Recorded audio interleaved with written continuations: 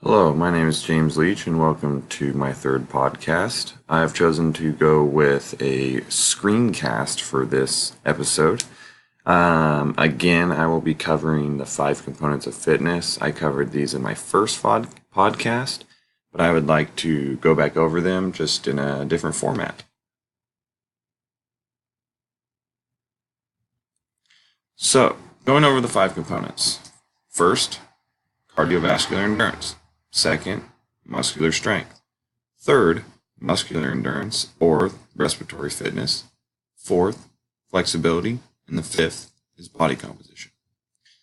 Cardiovascular endurance. So this is the ability for the body to exercise for an extended period of time. This is focusing on an individual's heart and lungs and how they can supply the body with oxygen in an efficient manner to basically be able to carry out an activity for at least 20 minutes at a time within a target heart rate zone for that specific individual will target their cardiovascular endurance. Examples of this would be running, swimming, or an aerobic dance routine. The second one, muscular strength. This is often measured by the amount of weight a body can move with the amount of force that their muscles can produce. So the amount of force that their muscles can produce will then in turn move more weight, which will mean that this individual is overall stronger. Some examples of this would be push-ups, heavy weightlifting, and pull-ups. Heavy weightlifting often is 5 or fewer reps. Third, muscular endurance. An individual's ability to use muscles for a high number of repetitions. So we're focusing on that 8 to 12 repetition range or even a 12 to 15 rep range.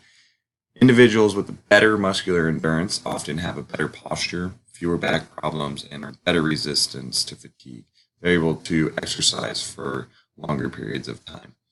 So this exercises fall under this would be weightlifting for high repetitions. So it doesn't really matter what we're doing as long as we're in more of that 8 to 10, 10 to 15 range of reps. Fourth, flexibility. Flexibility is having full range of motion, or ROM, in your joints and muscles.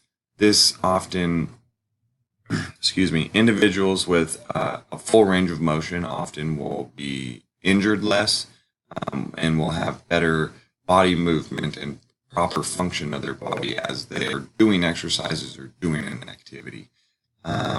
It's recommended to stretch before and after activities to prevent bound muscles and tight joints. 2 standardized tests that are often used to measure flexibility are the sit and reach, and as the lady in the pink here, she is performing the trunk lift. So again, 2 standardized tests, sit and reach, and the trunk lift are used to measure flexibility. Fourth, body composition. Body composition is a percentage of body weight that is fat compared to other body tissues. Other body tissues are bone and muscles, for example.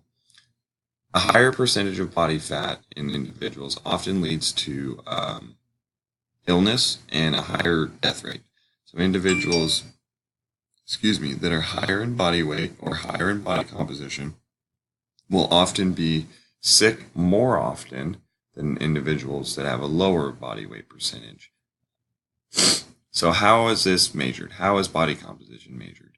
We have a few different ways that we can do it, and I have a couple mentioned here. The first one being calipers, which is the image on the right. That is a caliper. The second being BMI, which takes your height and weight and cross-references those on a standardized chart. And for instance, say someone that's 6 foot, 180 pounds, most times they have such and such percentage of body fat. So it's a standard portion. It's not looking so much as a specific individual, but taking the numbers as a whole and putting them into one quick, easy, accessible chart. Another way is the BOD-POD, and the last way is the hydrostatic underwater weight. All of these will give you some form of readback for what is body composition. And these are a couple of my references for this, and that is my podcast for this week. Thank you for joining me.